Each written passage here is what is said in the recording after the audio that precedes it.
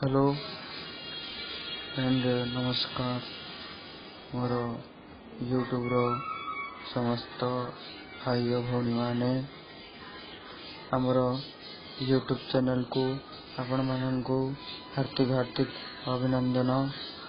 आमर एहीपरि health tip उपरे अनेक वीडियो देखिबा पई आम चैनल को लाइक शेयर एवं पाखरे थिबा सब्सक्राइब बटन को क्लिक कर दियंतु।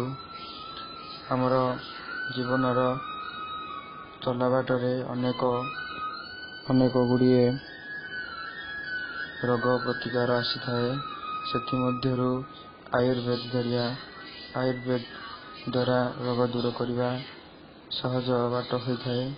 तेणु आज आमे कहिबु आपण माननकु जदि अर्श रोग होई थाए तेबे ताहाले आपण किपरि ताहारु मुक्ति पाई परिबे। तेबे चलंतु स्टार्ट करिबा।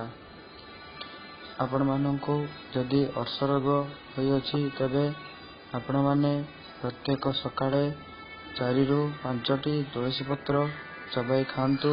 आपणकर अर्श रोग कमी जीवो।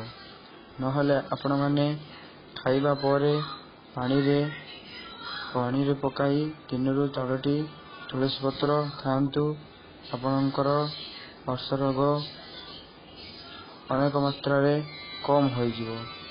तेबे आजिर वीडियो किपर लागिला आपणको हमको कमेंट करी कहिबे।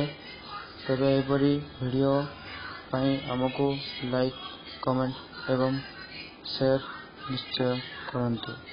तेबे आज पे एतिकी रहिली। आज्ञा नमस्कार।